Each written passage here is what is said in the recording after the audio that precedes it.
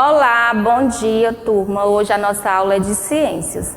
Em ciência, nós vamos estudar as misturas.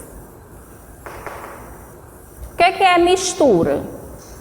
Consiste em reunir duas ou mais substâncias, sem alterar as características e as propriedades das substâncias envolvidas. Por exemplo, quando a gente mistura a água mais açúcar, é uma mistura, certo?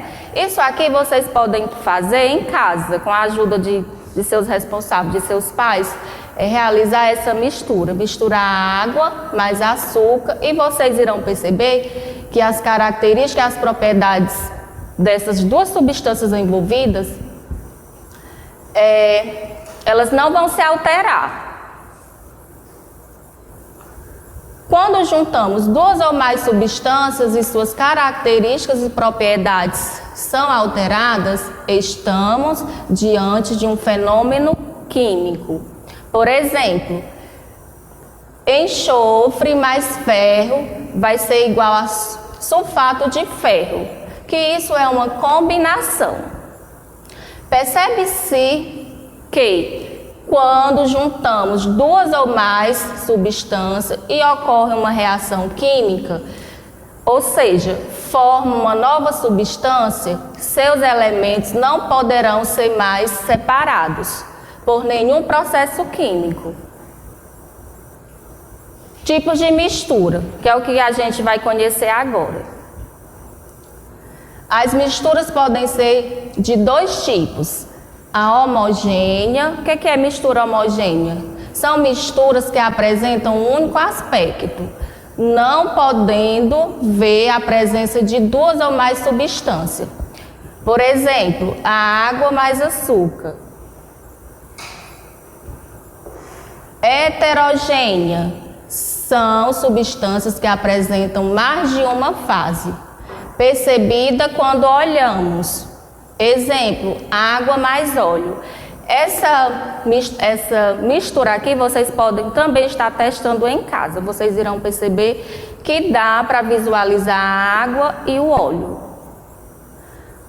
Agora a gente vai falar um pouco sobre a água.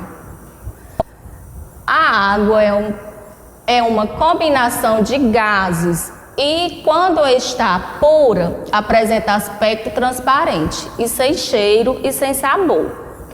Se algum elemento for adicionado à água, ela deixa de ser pura.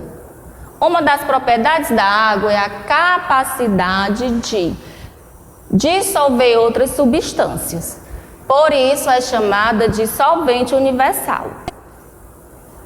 Por exemplo, quando colocamos açúcar em um copo de água e mexemos, ele desaparece.